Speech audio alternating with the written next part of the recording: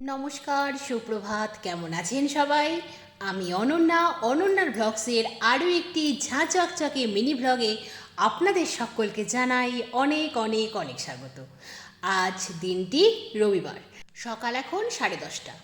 সকালে উঠেই ব্রাশ করে ফ্রেশ হয়ে নিয়েছি, তারপর চা পর্ব সেরে যথারীতি চলে গিয়েছিলাম স্নান করতে। সকাল সকাল স্নান সেরে ফেললে মনটা বেশ ফ্রেশ হয়ে যায়।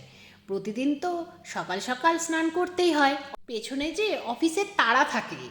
যাই হোক, আজ সকাল সকাল স্নান না করলেও হতো, কিন্তু ওই যে অভ্যেসে দাঁড়িয়ে গেছে, একটু বেলার দিকে স্নান করতে গেলেই কেমন যেন অস্বস্তি ফিল হয়। সেই জন্যে ভাবলাম স্নানটা করেই ফেলি। এখন হলেও করতে হবে, কিছুক্ষণ পরে হলেও তো করতেই হবে বলুন, তাই করেই ফেললাম। আজ সকাল থেকেই নাগাড়ে বৃষ্টি শুরু হয়েছে।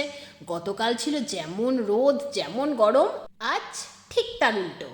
সকাল থেকেই নাগাড়ে বৃষ্টি ঝরছে, গরমের ভাবটাও অনেকটাই কমেছে। ভালোই হলো বলুন।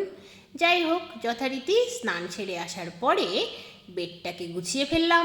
একটা টি শার্টকে ভালো করে ভাঁজ করে আবার নতুন টি শার্টের মতোই প্যাকেটে ভরে ফেললাম। তারপর যে ব্যাগটি নিয়ে কিছুদিন এদিক ওদিক যাচ্ছিলাম, সেই ব্যাগটিকেও তার প্যাকেটে ভরে যথা জায়গায় ভরে ফেললাম, বলতে ওয়ার্ড্রোবে।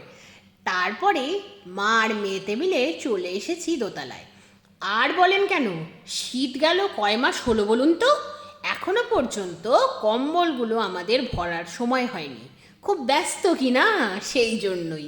কি বলবেন এটা দেখার পরে আমি জানি না, তবুও ওই যে আমি ব্লগার মানুষ, সব সত্যি কথা আপনাদের সাথে আমি শেয়ার করি। আজকে তড়িঘড়ি কম্বলগুলোকে যথা জায়গায় ভরে দেওয়ার কারণ কি আছে বলুন তো?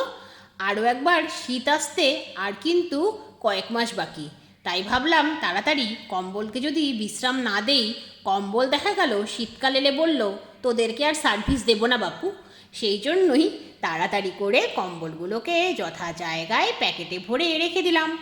কাঁচা অনেক দিন আগেই হয়েছিল, তারপর সেগুলোকে কভার আপ করা ছিল, কিন্তু যথা জায়গায় রাখা হচ্ছিল না, এই আর কি। যাই হোক, শেষমেশ জায়গার জিনিস জায়গায় ভরে ফেললাম। তারপরে নিচে এসে দেখছি ঝোলটাও রেডি। মা বললো আর লেট করে কাজ নেই, চল লাঞ্চটা সেরে ফেলি। লাঞ্চ সেরে বসে পড়লাম কার্টুন নিয়ে। আজকের মতো এই পর্যন্তই, আবার দেখা হবে অন্য একটি ব্লগে। Bye bye.